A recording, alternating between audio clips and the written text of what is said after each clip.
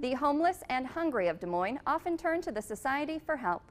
The Society is known around the world for its person-to-person outreach through its food pantries and by helping people struggling in poverty by keeping the lights on and doing what they can to make sure families remain in their homes. Folks who've been helped, like veteran Johnny Warner, are grateful. Oh, it's wonderful. I mean, they treat you like you're a human being here, and that always want to help, offer help, whatever they can do for you. Longtime member of the Society, Carol WEYER, says being a Vincentian is a blessing. First of all, it's my heart. I think that there are so many people out there that need so much that we're scratching the surface. And anything that I can do to make that better for someone, anyone, is worthwhile. And it helps me, it helps my faith, it helps my journey.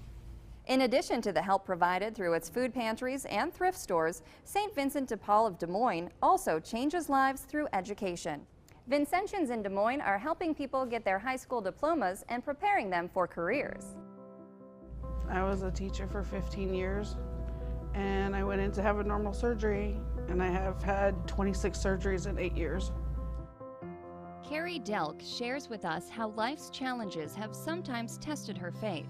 She fights back tears, grateful she hasn't been alone during many difficult days. Prayer. Family.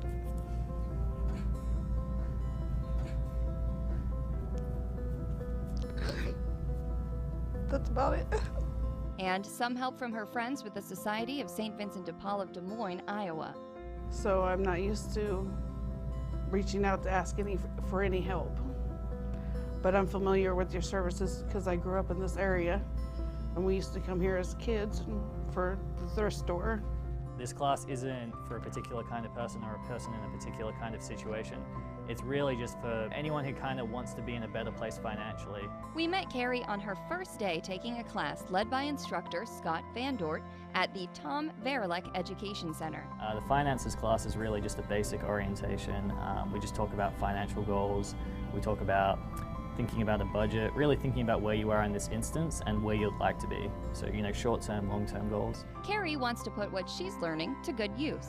Setting money aside every month.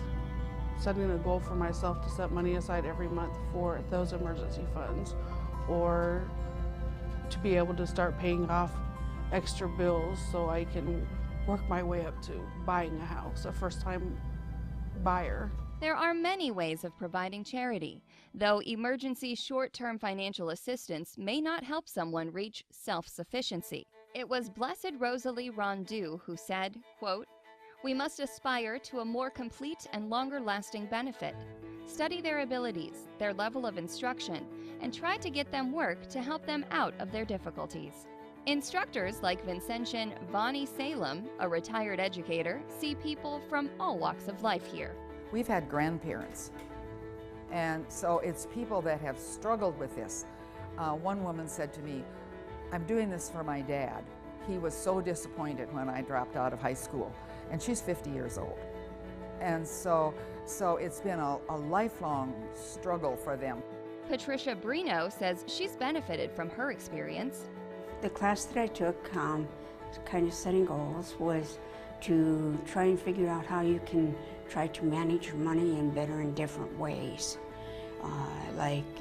Set aside money for emergencies, setting aside money for things that you want, and how you accomplish setting aside that money. The Society offers more than financial literacy. It's helping people get back on their feet with career-ready 101 programs. I'm a network engineer by trade, and I was laid off. Stephen Ferris makes ends meet through independent contracting. A job here, a job there, one that might last a day, another a week. He appreciates the use of technology to help in his job searches. I've been coming here to St. Vincent's using their computers, for job search, both permanent to get back into into my career, and also for some part-time work during those downtimes. Vonnie sees firsthand how difficult it can be for people to get back on their feet. She also knows the Society's personal approach, providing a helping hand and a longer-term solution too, sets it apart. Some of it's transportation, some of it's a crisis, an immediate crisis that happens that they can't get here. And that, I think, is where St. Vincent de Paul has the edge on the public programs. We sent a taxi out for a woman last year. We provided childcare here. And so we try to help them overcome those barriers. Stephen says the Society's members always make him feel welcome. In fact, the Society's rule calls for Vincentians to serve people in need cheerfully, for we are all created in God's image. With the resources here, the internet, and it's easy to come here.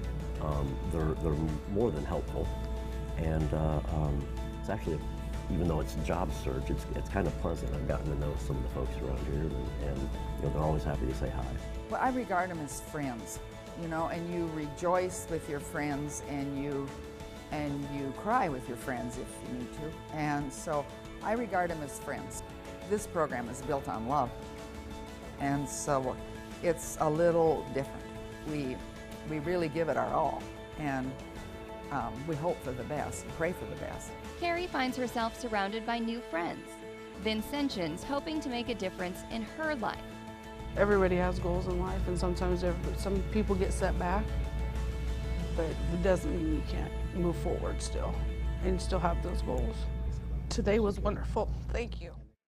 Every month at the Tom Varilek Education Center, more than 200 people get help with high school completion, financial literacy, and career resources.